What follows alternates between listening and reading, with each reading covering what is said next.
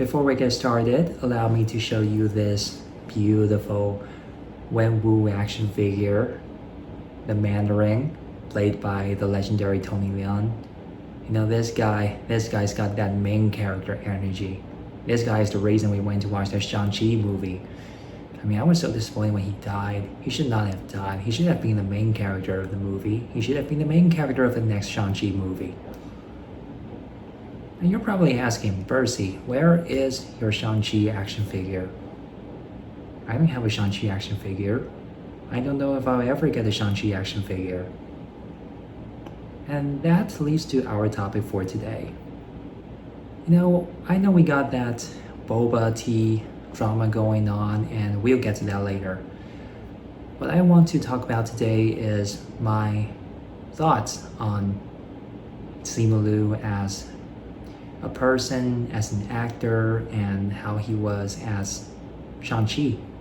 Whether he was a good role model for East Asian guys.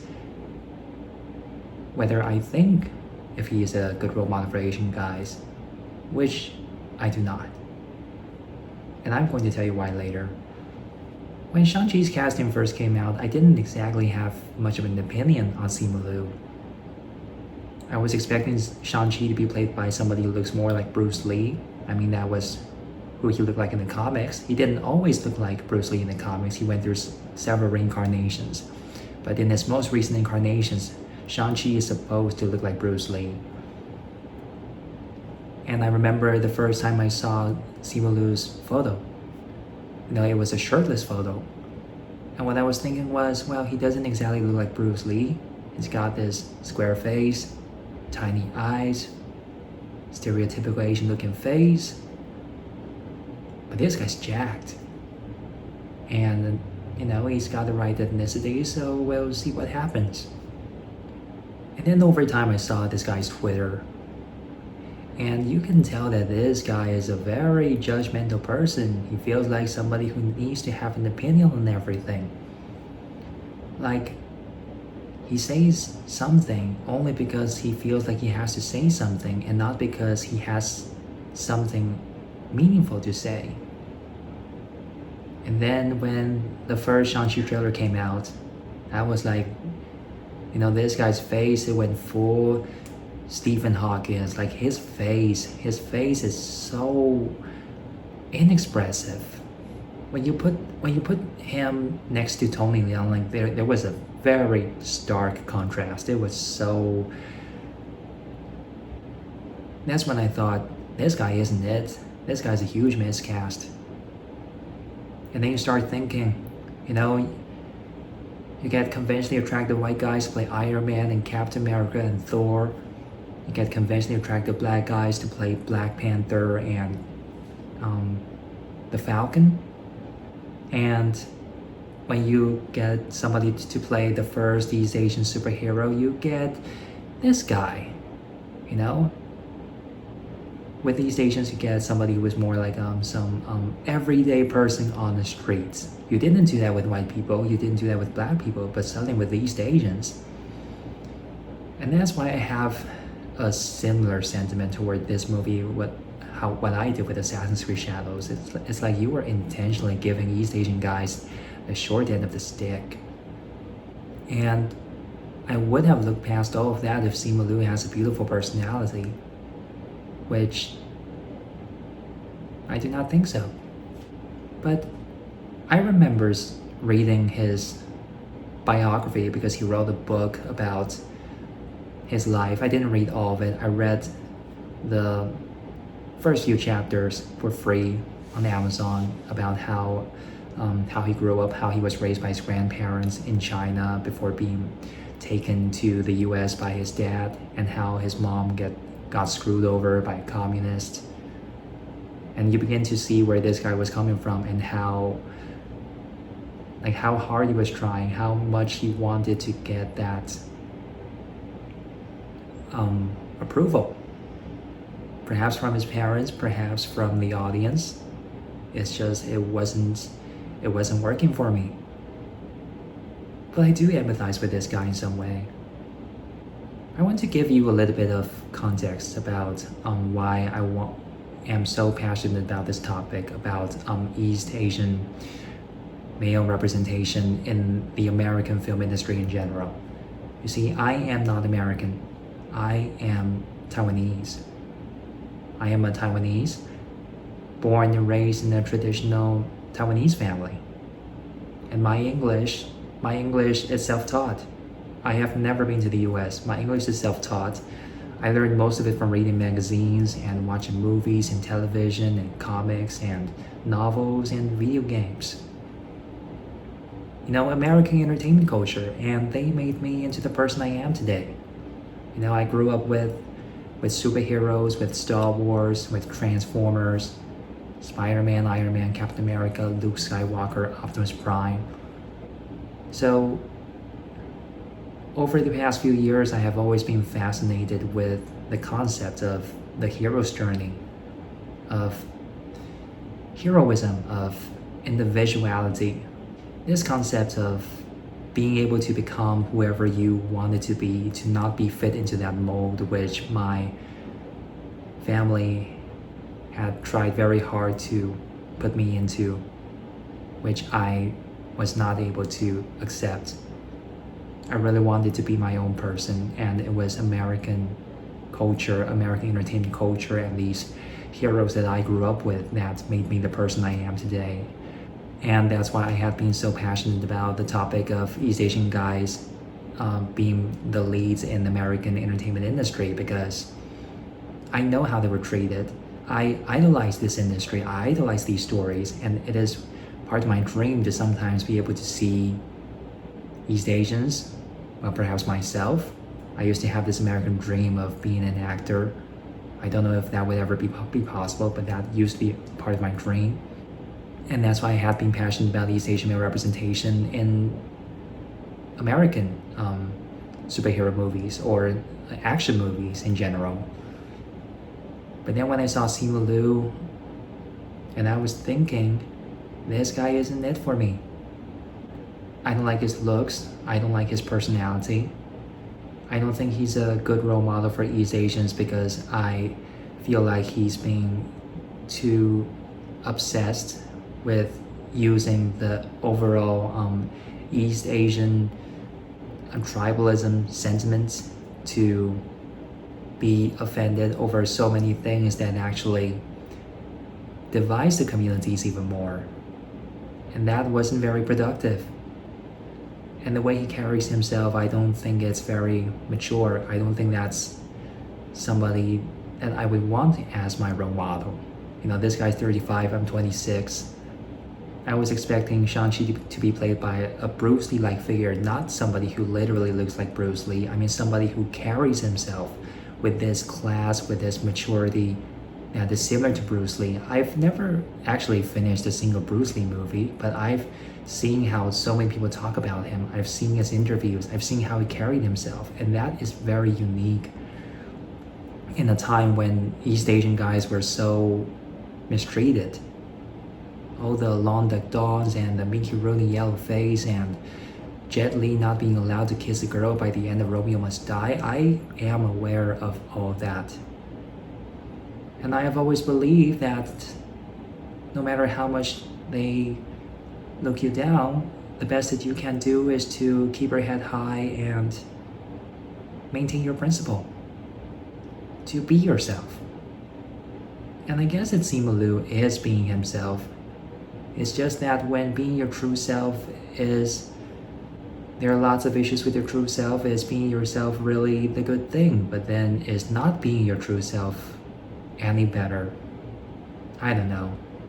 I'm not sure that actors hiding their true selves from the public is a better thing either, but so many actors are being their true selves in this day and age, and we don't like who they are. That's part of the reason why I don't like watching the recent movies nowadays, because I know that these actors suck as a person.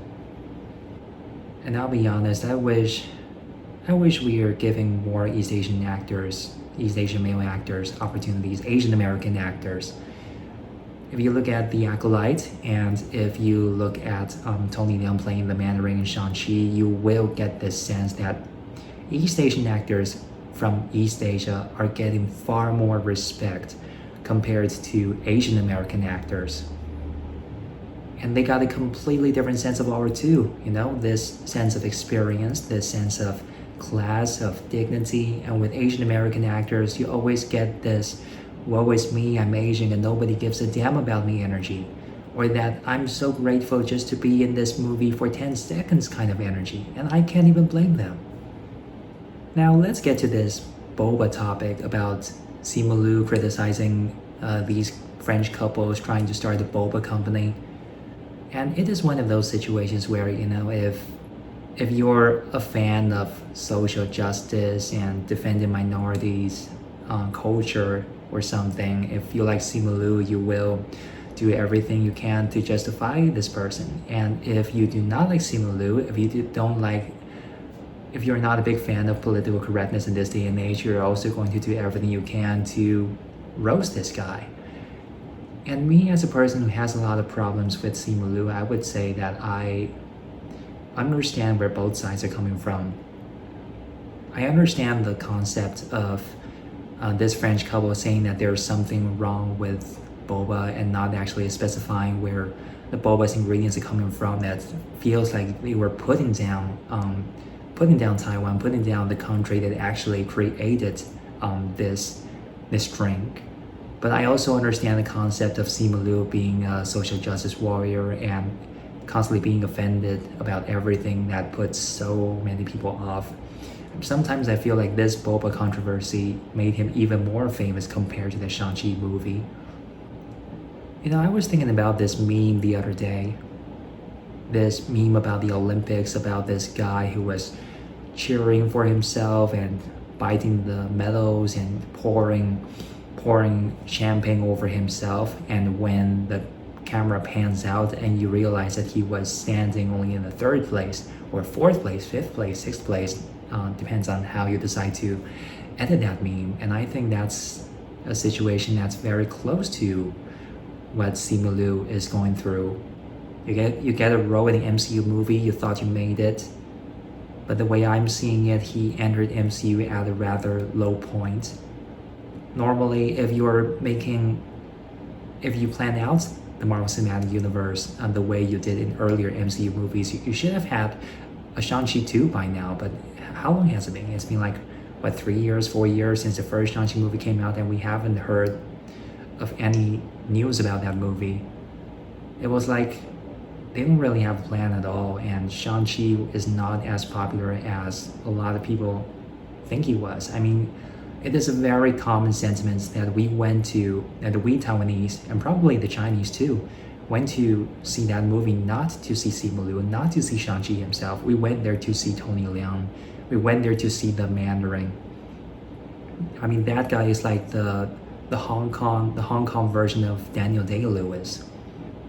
There were so many people saying that they should have made him the main character. They didn't like how Simu Liu looked.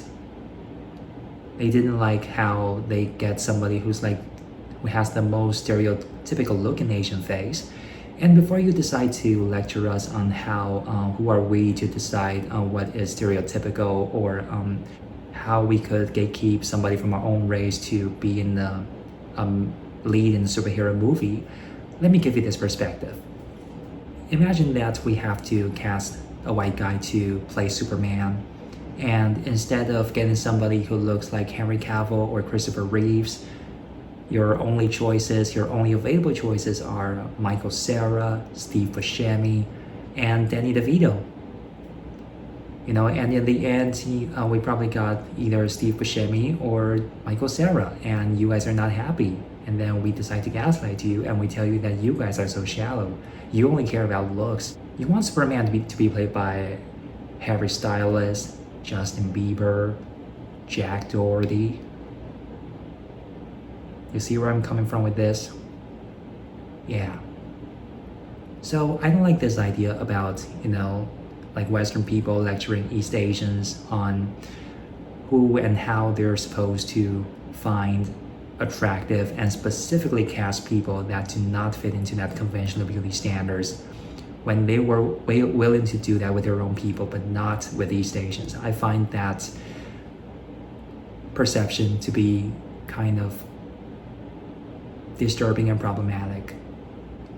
It's still a dream of mine to see East Asian guys being portrayed in a heroic kind of light and not in a DEI kind of way, not to fit into some kind of quota.